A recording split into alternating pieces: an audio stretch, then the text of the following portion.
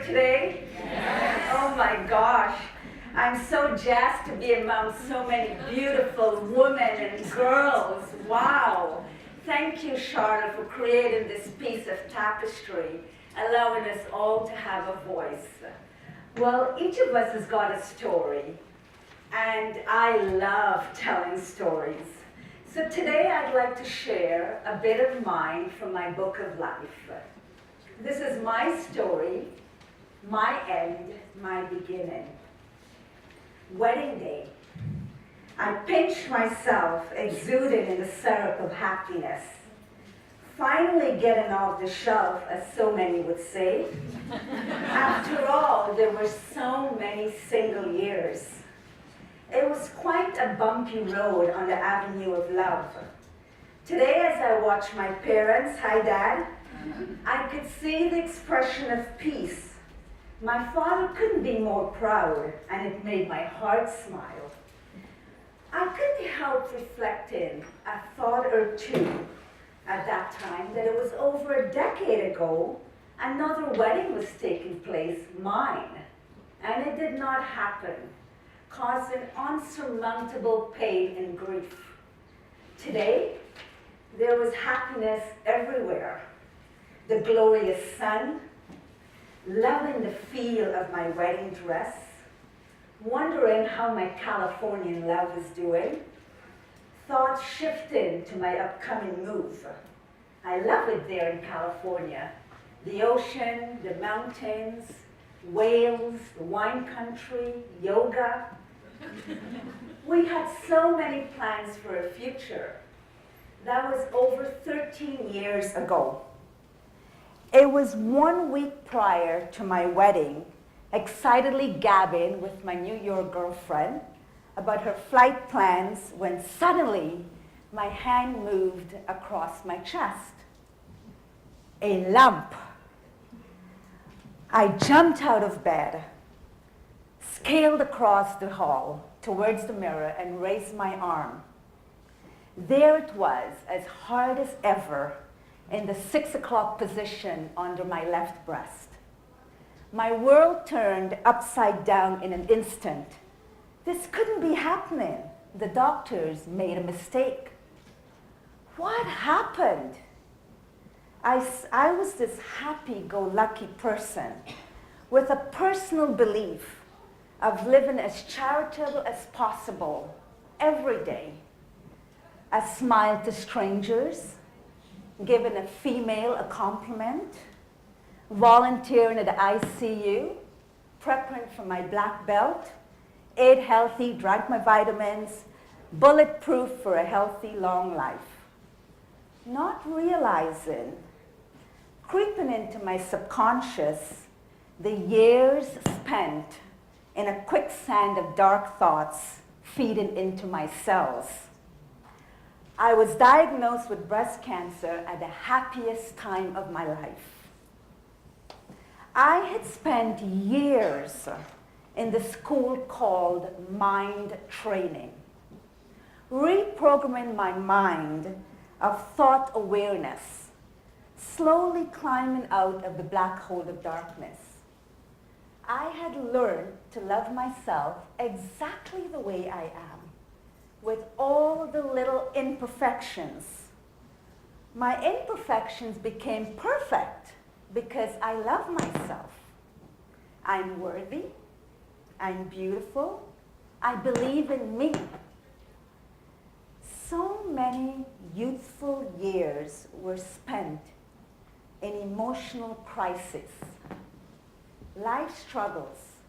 Of course, the biggest one, affairs of the heart.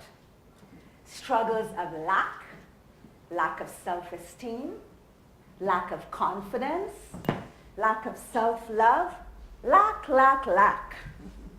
When I look back, it was all those years of dark, cryptic thoughts, breaking down the shields of the auric fields, penetrating on a cellular level. I do believe cells remember trauma. Oh, 1 second. They have an they have an intelligence. I paid the price for weak emotions. And I do believe in Darwin's theory, survival of the fittest. On the day of surgery, I had my CD player with my healing mantra. My spiritual grandfather, Swami Veda Bharati of the Himalayan tradition, told me to do so. There we were, my family and I, in agony. I felt fear. I'm trying so hard to hold on to hope. I knew in my heart something was not right. My husband and I huddled, clutching to my pictures.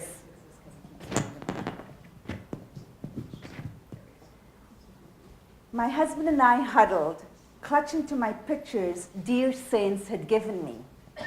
My thoughts racing to the Supreme. A nurse came by saying, not to worry. The lump, it's a fibroid. My husband and I looked at each other with such relief.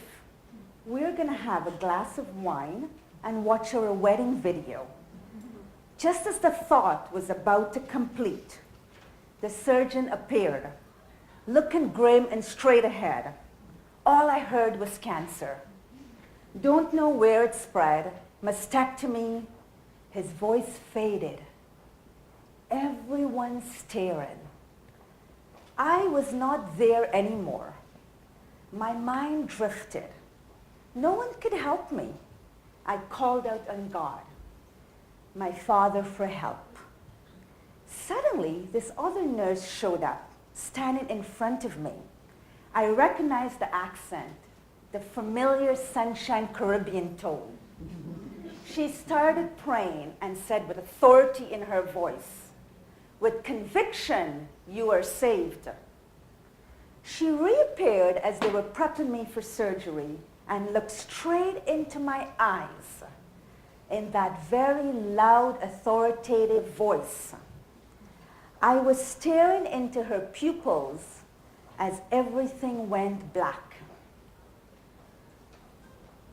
I suddenly felt this soft, beautiful white light glowing over me. I was smiling and excited. I was giggling, communicating with something, and felt so happy. My hand glided over to my left side, and I thought, oh, I have my breast. Then my awareness came back to this reality. By the way, I tried searching for that nurse, and no one's ever heard from her or ever seen her. Interesting. Chemo. Chemo, the cancer growth was aggressive. HER2 triple negative. My body was young, and the cancer took charge. Chemo broke my mind. It broke my mind, body, and spirit. I remember distinctly one time trying to concentrate on the Supreme Being, and I just couldn't. I felt like a zombie. I had no thoughts. It was weird. I had to rebuild from each level. Each cell was crying. The psychological pain was difficult. Looking into the mirror, not recognizing the person staring back. Losing my hair, I felt anger. I loved my hair. I was torn. I knew I would lose my hair. I was prepared. But when the time came, I wasn't prepared. One night I went to brush my teeth and I couldn't. My gums bled, so my fingers became my toothbrush. I couldn't taste. My stomach felt upset most days, and the list went on. It was also at that time I had the opportunity to grow. Time to strengthen the bond to the higher power. I kept positive. and I couldn't have done it without my family's support. My husband loved me exactly the way I am. They were my heroes, my family, my iron shield. My brother, who's in the crowd, was like a soldier. No one was allowed to entertain any negativity. I never for one moment considered dying. I always felt it was just a major bump along my path. Soon all will be well, a new day is coming. A new day. At the time of diagnosis, I was not aware of my brother was conducting a worldwide research for alternative health. He was convinced that there was more to just Western medicine for me. There I was on a start of an amazing out-of-this-world journey. At first, I was skeptical. Could it be true? Miracles? Logic and illogical minds were in conflict. Secretly, I was hoping and very excited.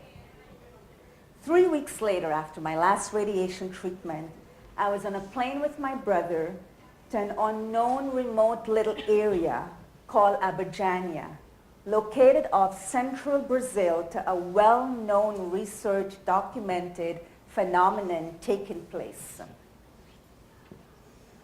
Here is a man known as the Miracle Man of Brazil, John of God, no logical explanation. He's probably the most powerful medium and must rank amongst the greatest psychic surgeons of this 21st century.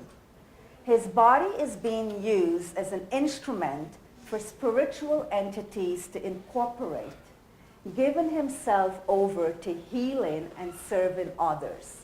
Trust me, mind-boggling until I became a witness. As the car pulled onto this unassuming red brick road, I began to feel different, nervous and shaky, excited to the core in anticipation. The center is known as Casa Dominacio. I remember the first time walking to the casa. I sensed a peaceful, sacred quietness. There was a stillness that speaking sounded like noise. This area has a very high energy field and is built on a land rich in natural quartz, which is a very powerful energy source. This place is magical. I can't seem to find the words to express what one feels here.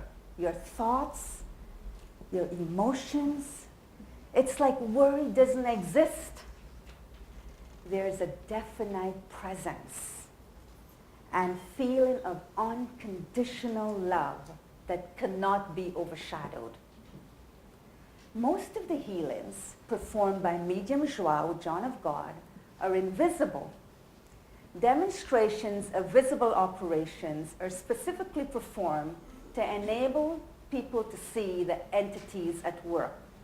This is done to fulfill the center's mission of not only healing the sick, but also providing irrefutable proof that there is another dimension, the spirit world, where we will all eventually go when this physical life expires.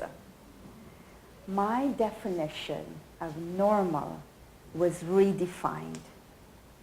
Something happened in Abidjania. My mind, body, and soul got affected by the source of unconditional love. My spirit was excited dancing and overjoyed. I understood as why I got sick in the first place. I reconnected and strengthened my bond to the higher source. I felt like a child, innocent and happy. I know I am being taken care of. I know I'm truly loved and really have nothing to worry about. I had the opportunity to forgive myself for the contribution of the disease, the dark, cryptic thoughts, the guilt I felt for wasting so many precious youthful years on weak emotions. I felt the entities working on me. I am of absolute surety that I was diagnosed for a reason. A boot camp for strength building, emotional, mental, and spiritual. I am molded for something bigger. After all, we are spirit beings having this human experience. I chose this experience. This is where I'm supposed to be on my perfect crooked path. Thank you. Good job.